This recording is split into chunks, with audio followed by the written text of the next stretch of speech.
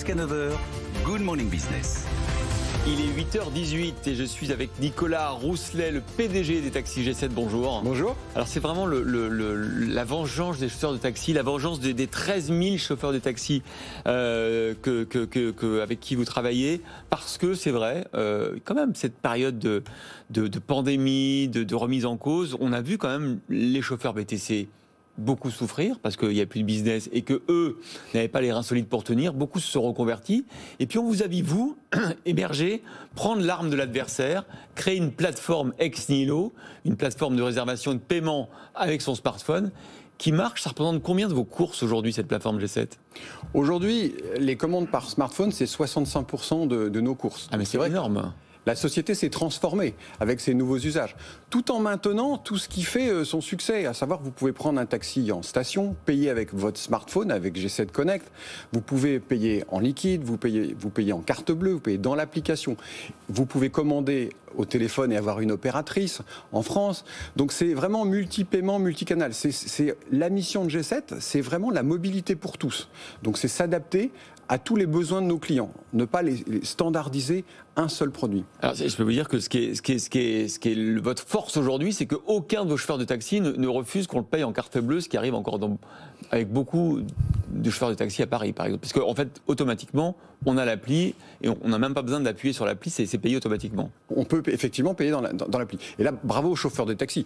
Le choc d'offres, la multiplication du nombre de véhicules à Paris, qui a été doublé ou triplé, ouais, a donné un coup d'électrochoc aux chauffeurs de taxi, notamment parisiens, et notamment G7, et ils ont fait leur révolution culturelle. Comme ils l'ont fait sur d'ailleurs le protocole sanitaire. Vous savez qu'aujourd'hui, on est revenu à 90% de l'activité 2019. Avant le Covid. Mais dans la plateforme, non, 90%. Parce que si vous regardez les gares et les aéroports, j'imagine que vous n'y êtes pas. Absolument. C'est vrai que c'est important de le signaler. Un taxi en moyenne fait 12 courses par jour, il en fait 6 avec la plateforme G7 et il en fait 4 dans la rue ou avec sa clientèle particulière. Il en avait avant 2 de plus dans la rue pour les gares et les aéroports. Donc effectivement, on se rapproche des demandes de taxi avant la crise sanitaire, mais en même temps, effectivement, le touriste français ne va pas remplacer le touriste chinois ou américain. Donc là, la profession qui a été aidée par l'État pour garder l'appareil de production touristique, pour que les chauffeurs de taxi soient aussi nombreux avant la crise qu'après, les chauffeurs de taxi aujourd'hui souffrent encore de un peu de cette désertion des touristes internationaux. Mais sur la plateforme, on est revenu à 90%. Et d'ailleurs, ils ont fait là aussi un effort aussi bien sur le service, avec le choc d'offres dont on a parlé, cette révolution culturelle dont la carte bleue fait partie, et puis sur le protocole sanitaire. Vous savez que dès avril 2020, on a mis en place un protocole sanitaire renforcé pour que le taxi soit le mode de transport dans les grandes villes qui protège le plus et le chauffeur et le client. C'est avec le bureau Veritas. Et ça marche. Vous n'êtes pas au bout de vos révolutions culturelles, hein, parce que l'autre révolution que vous allez devoir endosser pendant les prochaines années, c'est celle de l'énergie, des énergies. À quoi rouleront vos taxis ? Est-ce que ce seront des taxis électriques ? Est-ce que ce seront des taxis hydrogène ? Est-ce que vous êtes fait une religion, Nicolas Rousselet ? Dès 2007, j'ai lancé les Green Cab, avec un engagement qui était de baisser de 50% les émissions de CO2 des taxis G7 en 2007. Et l'engagement a été tenu. C'est-à-dire que c'était des carburants qui étaient moins émetteurs de CO2, c'est ça ? C'est surtout des véhicules hybrides. Aujourd'hui, 47% de la flotte G7 est passée à l'hybride. Et j'avais pris un engagement il y a 2 ans de franchir la barre des 50%, donc c'est maintenant, c'est pas en 2030, c'est pas en 2035, c'est maintenant la révolution énergétique. Et les chauffeurs, ils sont très concernés par le sujet. Vous savez qu'ils sont à la fois les victimes de la pollution, parce qu'ils sont 11 heures par jour dans les bouchons, dans l'air qui est difficilement respirable, et en même temps la solution au problème de pollution, parce que c'est 20 personnes transportées par jour. Ça veut dire qu'un taxi, aujourd'hui, quand 80% d'entre eux, lors du renouvellement de leur véhicule, prennent un véhicule green, hybride ou électrique, ils concourent à baisser la place de la voiture individuelle en ville et à améliorer la qualité de l'air. Donc les taxis, ils ont vraiment épousé ce combat. Derrière, hier encore, j'étais avec un maire d'arrondissement pour l'étape suivante, c'est-à-dire l'électrification de nos flottes, vous savez qu'on passe notre temps à essayer tous les nouveaux véhicules électriques pour les proposer aux chauffeurs de taxi. Mais pour ça, on a besoin d'être aidé, on a besoin d'infrastructures de recharge rapide dédiées à ces professionnels de la route, avec un impact très fort. Un taxi, 20 personnes transportées par jour, donc c'est au moins une dizaine de véhicules particuliers dont on peut se passer. Mais alors, l'électrique, justement, est-ce que vous pensez que les grandes villes seront prêtes à temps? Est-ce que vous n'avez pas peur qu'un jour, on vous interdise de rouler avec des moteurs thermiques, alors même que l'infrastructure, que le temps de recharge ne sera pas au rendez-vous? Moi, je crois que les élus sont très conscients de cette nécessité d'améliorer la qualité de l'air. Le plan de relance, il y a entre 30 et 40 milliards qui est dédié à cette transition énergétique. Et nous sommes très, très impatients parce que les taxis, ça a tout de suite un effet de levier très important sur la qualité de l'air. Oui, mais les chauffeurs de taxi qui nous écoutent, ils doivent se dire oui, mais moi, j'ai pas le temps de recharger ma voiture pendant une demi-heure ou pendant une heure parce que c'est une ou deux courses qui vont être perdues. Vous avez tout à fait raison. Un chauffeur de taxi, il a 11 heures de travail par jour pour assurer une qualité de service au client optimum. Et on est sûr que le chauffeur de taxi s'est reposé et a dormi. Bon, pour la sécurité du passager, c'est quand même préférable.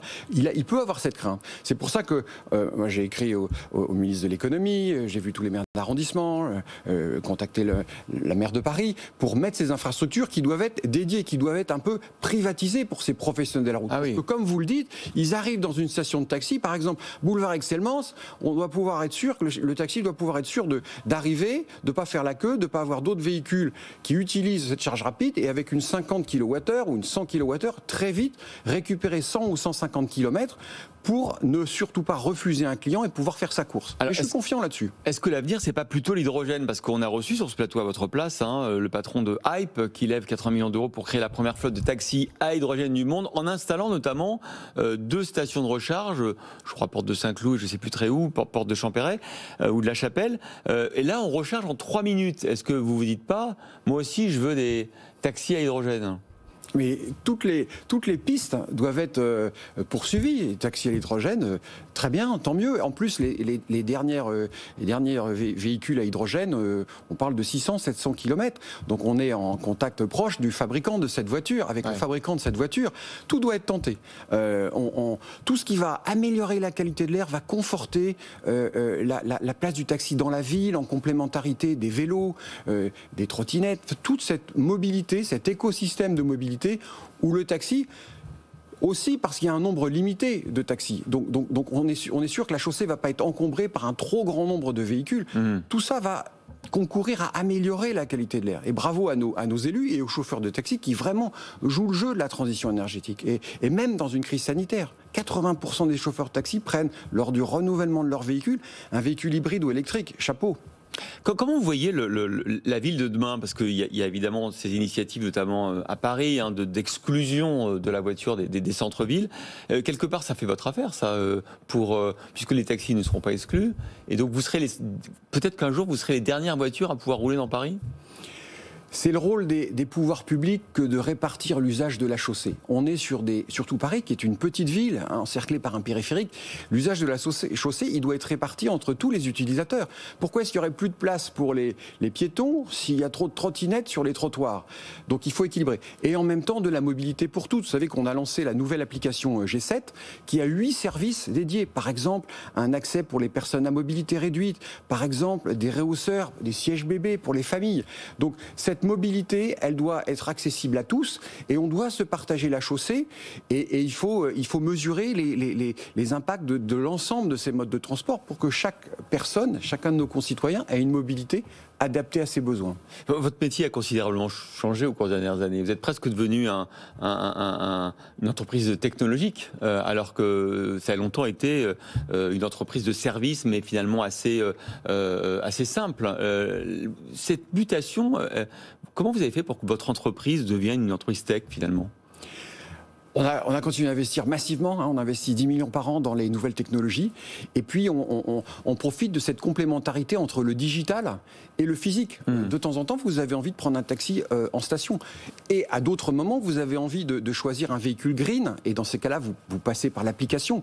Et là, on a des équipes informatiques qui sont en permanence à l'écoute pour faciliter votre quotidien. La mobilité pour tous, une de nos 2 missions, avec celle d'aider les chauffeurs de taxi. Les chauffeurs de taxi aussi, on a mis en place des outils pour qu'ils puissent optimiser au mieux leur journée. On a un tableau de bord où chaque fois, ils voient quelle est la moyenne des courses faites par leurs collègues, où est-ce qu'ils peuvent se placer. Ils peuvent se comparer Bien sûr. En permanence. Absolument. Vous savez que notre mission, elle est double. C'est vraiment mobilité pour tous, la personne transportée, et puis faciliter la vie du chauffeur de taxi. Et là, la technologie nous ouvre un champ des possibles extraordinaire. Est-ce que du coup, vous avez pu comparer que vos chauffeurs de taxi, grâce à de la technologie, sont beaucoup plus performants, gagnent plus d'argent que des chauffeurs de taxi indépendants ou qui n'ont pas ce type de technologie? Oui, absolument. Ils sont plus de 1000 à être en liste d'attente sur notre plateforme pour prendre l'enseigne Taxi G7. Donc, les chauffeurs de taxi, c'est des patrons, ils sont en permanence en recherche d'optimisation de leur journée, et la technologie est un des éléments pour améliorer leur qualité de vie, leur qualité de travail. Merci Nicolas Rousselet, PDG des Taxis G7, d'avoir été dans la matinale.